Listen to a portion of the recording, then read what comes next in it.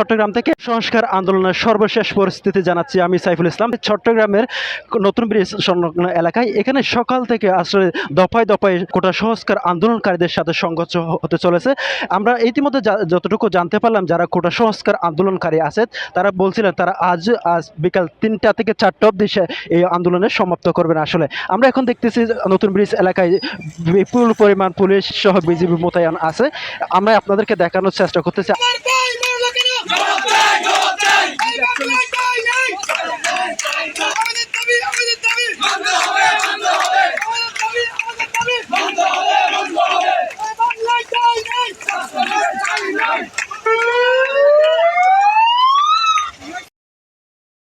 কোটা সংস্কার চাই, আর আমাদের ভাইদের উপর কেন গুলি ছাড়া হয়েছে ওটার বিচার চাই।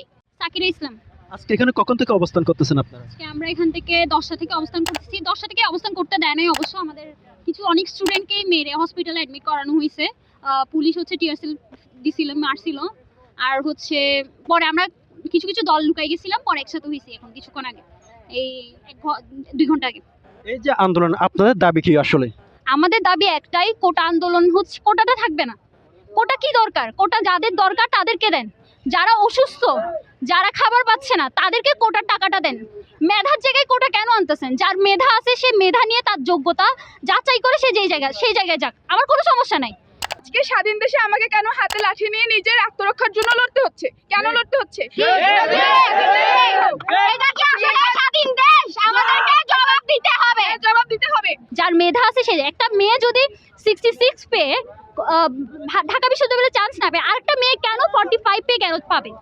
বুঝান আমাকে, কেন কোটার এত দাম? কোটা দিয়ে কি হবে? আমি মেয়ে হয়ে বলতেছি আমার কোটা লাগবে না, কোটা চাকরিতেও লাগবে না। একটা ছেলের কোটা বেশি দরকার। একটা ছেলে হচ্ছে একটা সংসার চালায়, একটা মেয়ে সংসার চালাতে পারে না। আমার কোটা দিয়ে কি হবে? নারী কোটাও লাগবে না, মুক্তিযুদ্ধ কোটাও লাগবে না, আমাদের কোটা লাগবে না। মেধা দিয়ে হবে যা হবে। কোটা তাদেরকে দেন যারা অসুস্থ, যাদের টাকা। আজকে সকাল থেকে যে আপনারা আন্দোলন করতেছেন, এই আন্দোলনে আপনারা কোনো প্রতিবন্ধকতার সৃষ্টি হয়েছে কিনা? হ্যাঁ, আমাদের টিয়ারসেল মারছিল, তারপর হচ্ছে লাঠি মারছিল। অবশ্যই আমার হাতে লাঠি মারছে, আমি হাতে ব্যথা পেয়েছি। চট্টগ্রামের সর্বশেষ পরিস্থিতি জানাচ্ছে কোটা সংস্কার আন্দোলনকারীদের সাথে।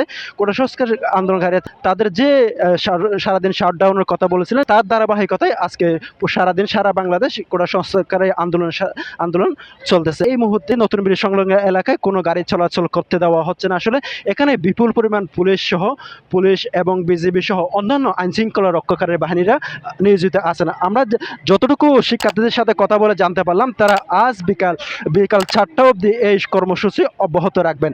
আমরা আরেকটু যদি এখনো কথা হচ্ছে যে পুলিশের সাথে এবং এই শিক্ষার্থীদের সাথে আমাদের সাথে, সর্বশেষ তারা কতক্ষণ থাকতেছে? আমরা শান্তিপূর্ণভাবে আন্দোলন করতে আসছি, এগুলো শুধুমাত্র সেলফ ডিফেন্সের জন্য আনা। ওরা আমাদের উপর আগে আক্রমণ করে, তারপর আমরা সেলফ ডিফেন্সের জন্য এগুলো ইউজ করছি। আমরা ওদের উপর আগে আক্রমণ করার জন্য এগুলো সাথে আনি না।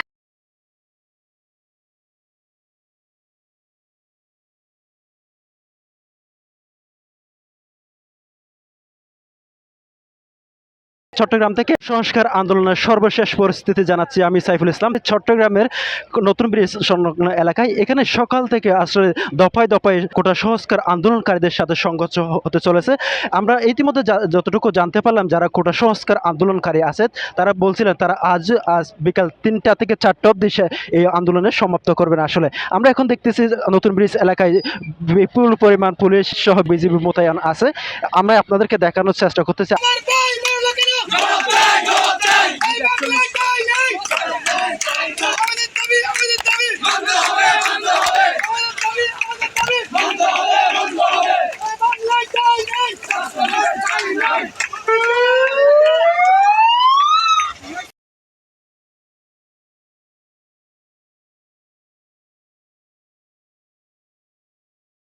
চট্টগ্রামের সর্বশেষ পরিস্থিতি জানাচ্ছে কোটা সংস্কার আন্দোলনকারীদের সাথে।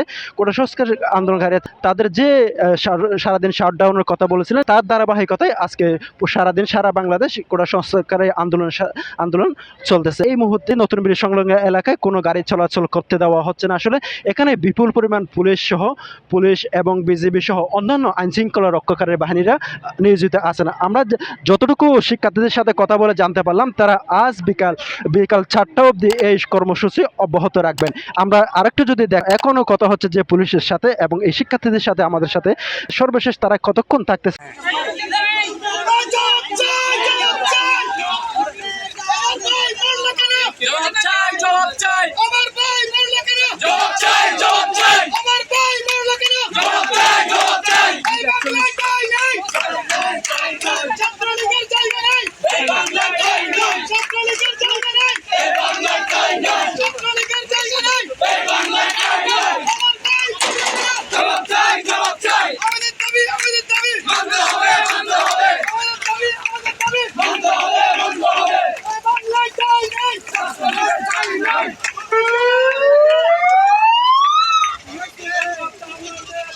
মেয়ে